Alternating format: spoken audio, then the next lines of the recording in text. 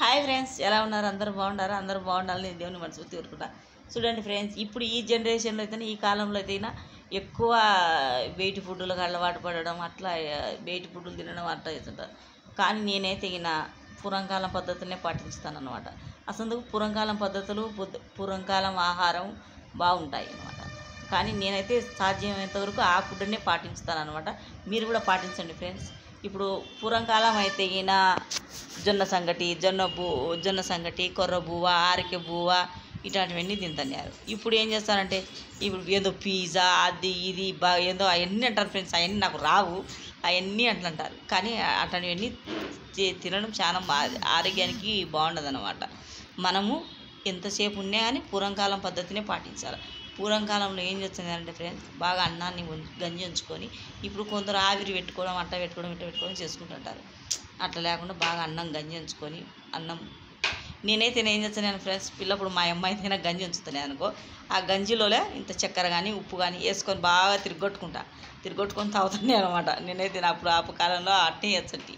నాకు వచ్చేసి 47 ఏళ్ళు ఉన్నాయి ఫ్రెండ్స్. నాకు 47 సంవత్సరాలు ఉన్నాయి అనమాట. నేను చెప్తున్నాను కదా, 47 సంవత్సరాలు ఉన్నాయి. కానీ అప్పుడు జనరేషన్ వేరు, ఇప్పుడు జనరేషన్ వేరుగా ఉందన్నమాట. అప్పుడు జనరేషన్లో అయితే అన్నీ పూర్వకాలం పద్ధతులు. అసలు అప్పుడంత కట్టుబాటు ఇప్పుడు ఆడపిల్లలకు కూడా లేదనమాట. అసలు నాకు ఆడపిల్ల అయితే పొద్దు ఊగితే బయటికి, మా నాయన అయితే నన్ను అస్సలు బయటికి కొనియకుండా. ఆడపిల్లలకి ఏం పని ఉంటుంది, ఎంతసేపు ఆడపిల్ల ఇంట్లో ఉండాలా, ఆడపిల్లకు బయట ఏం పని ఉండదు అని మా నాయన అస్సలు బయటికి కూడా రానియకుండా. ఇప్పుడు ఆడపిల్లలు ఇప్పుడు నేను చూస్తూనే ఉన్నాను, అన్ని విధాలుగా చూస్తూనే ఉన్నా. కానీ ఆడపిల్లలు బయటికి పోవడం అట్లా ఉన్నారు. కానీ అప్పుడు ఆడపిల్లలు వేరు, ఇప్పుడు ఆడపిల్లలు వేరు, తెలుసునా? ఆ కాలం వేరు, ఈ కాలం వేరు. అందుకు కాబట్టి మనం కూడా జాగ్రత్తగా ఉండాలి. ఆడేళ్ళం అన్నాక మనం కూడా జాగ్రత్తగా ఉండాలి. అందుకే ఇప్పుడు అది ఆడ చూసిన అత్యాచారాలు అవి ఇవి అనేటివి జరుగుతుంటాయి. అందుకు కాబట్టి ఎంత వీలుగా అయితే మనం అంత వీలుగా మనం పెద్దలు చెప్పిన మాటలు, పెద్దల మూట సద్ది మూట లాంటిది అన్నమాట. పెద్దల మాటలు ఖచ్చితంగా వినాలి. ఎందుకంటే వాళ్ళు అనుభవించి మాత్రమే పెట్టింటారు మనకు. అందుకు కాబట్టి వాళ్ళు అనుభవించినటువంటి మనం పాటించాలన్నమాట. ఎందుకంటే వాళ్ళు చెప్పినది కరెక్ట్. ఇప్పుడు అన్నీ ఏదో ఈ కుక్కర్లలో దీనిలలో అన్నాలు వండుకుంటారు. అప్పుడైతే కట్టెల పొయ్యి మీదని అన్నం వండుకోవడం, కట్టెల పొయ్యి మీదని అన్ని వంటకాలు చేస్తాయి. ఇప్పుడు గ్యాస్, అన్నీ చూసినా గ్యాస్. మా పిల్లలు కూడా అదే ఆలస్యం. మా పిల్లలు అయితేనే ఏమంటారంటే, అమ్మ ఈ గ్యాస్ మీద వండేదానికంటే కట్టెల పొయ్యి మీద వండుకుంటాం. నా పెద్ద కొడుకు అయితే కట్టెల పొయ్యి మీద అయితే బాగుంటుందమ్మా, బాగా టేస్టీగా ఉంటుంది, బాగా రుచిగా ఉంటుంది, ఇబ్బు తలకాయన వస్తుంది అమ్మ, రోజు ఇబ్బు తినలేక అంటాడు.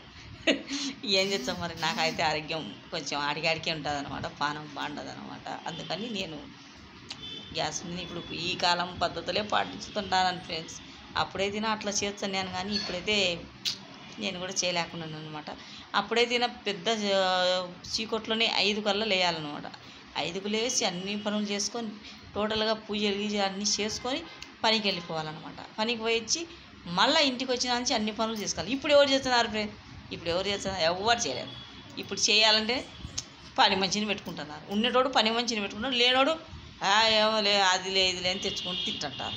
కానీ ఫ్రెండ్స్, ఎప్పటికట్లా చేయకండి. మనకు శక్తి ఉన్న కాడికి, మన చేతనైన కాడికి కనీసం రొట్టెనే చేసుకొని తినాలా, ఏం చేసుకోలేకపోయినా కానీ.